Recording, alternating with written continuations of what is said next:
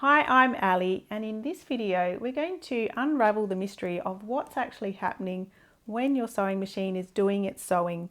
And we're going to run through the basic parts that you'll find on the front and around your sewing machine so that you are familiar with them when we talk about them in subsequent videos. So let's just talk about what's actually happening when your machine is sewing. So you'll find on the top of your sewing machine a thread spool, and this feeds down through the front of the machine and through the needle. This is called the needle thread. And then coming up from underneath is a second thread. This is called the bobbin thread. And these two threads feed through the machine and interlock inside the machine as the needle goes up and down. And this is what forms the stitches that you'll see when we sew at the sewing machine. So as this fabric is feeding through the sewing machine, the top thread or the needle thread will be sitting on the top of the fabric and the bobbin thread will be sitting underneath the fabric. So now let's look at your sewing machine and just the essential parts that it's really good to become familiar with. So first things first, you need to plug your sewing machine in with the power cord, and your machine also might have an on switch. So once you've got that turned on, then you probably will have a light that comes on. And most machines come with a built-in light, and this is really important to illuminate what you're doing. Now, many basic sewing machines don't have a super bright light, and so I do recommend that you find a secondary light source, either a great overhead light or another lamp, just so that you can brightly light what you are doing while you are sewing. And this just greatly helps with your level of accuracy because you can really see what you're doing this way. So let's move up to the very top of the sewing machine. So right at the top, you're going to find a couple of spools, a couple of places that you can place your top sewing thread on. This will be your needle thread, and this will follow a path going down through the front of the machine and eventually land through the needle. And we'll be covering how to thread all this in the next lesson.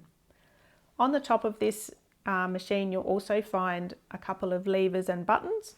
One of these is going to be your bobbin winding spool, and this will be where you wind the thread from the needle thread onto the bobbin.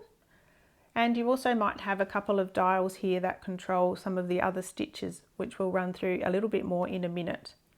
Okay, now let's move down following this thread down to where all the action happens as these stitches are being made.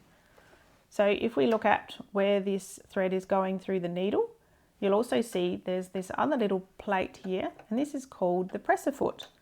So this has got some grooves in it that lets the needle pass through it. And underneath the presser foot, you'll find the feed dogs. These are some little metal teeth.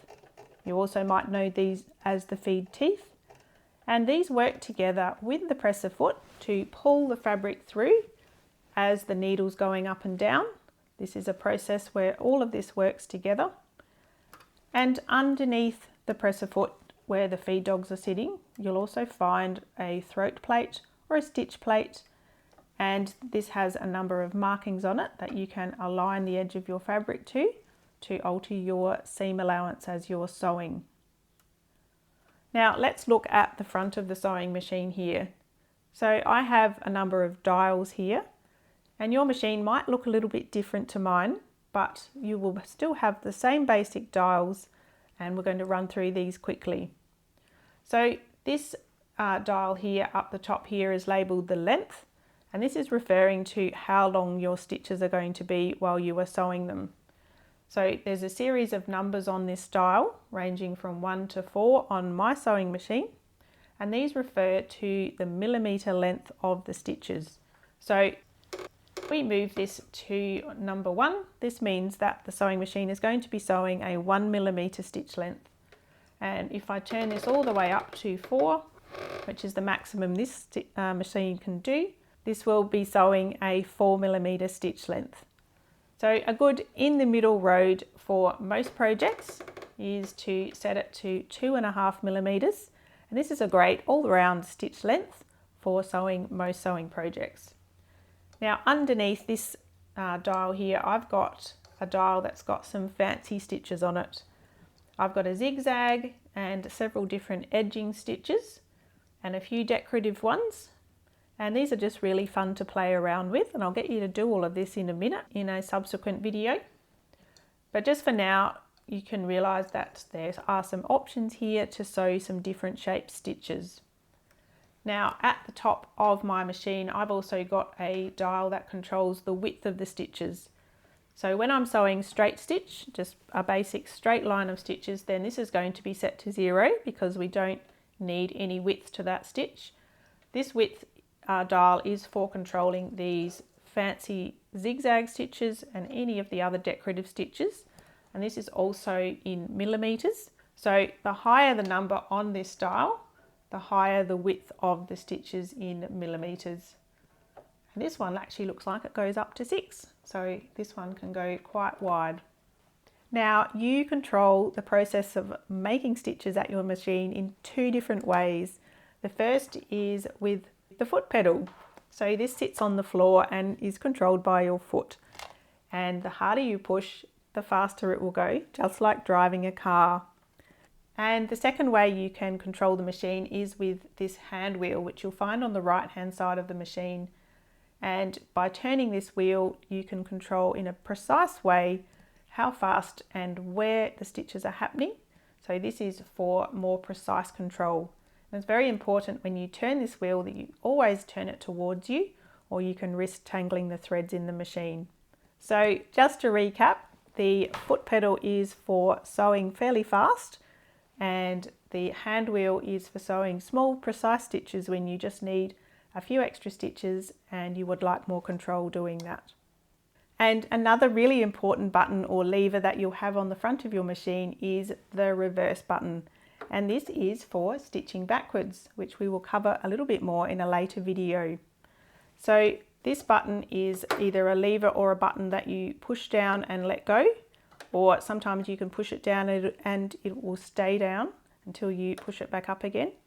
So this is going to be somewhere on the front of your machine, hopefully close to where you're sewing so you can reach it easily. So the presser foot is controlled by this lever on the rear of the machine. So you can practice lowering and raising the presser foot by using this lever.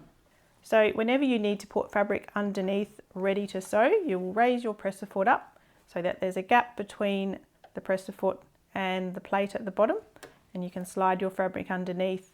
And then when you're ready to sew, you're going to lower that, and this helps hold the fabric in place and grips it nice and tightly, ready to sew. So as well as making sure you've got really good lighting for sewing, I do recommend you have a really good chair as well that's really comfortable so that you don't feel awkward, and that the sewing machine is really easy to reach, and once again that you can see everything very clearly. So hopefully this removes some of the mystery around what's actually happening while the sewing machine is sewing.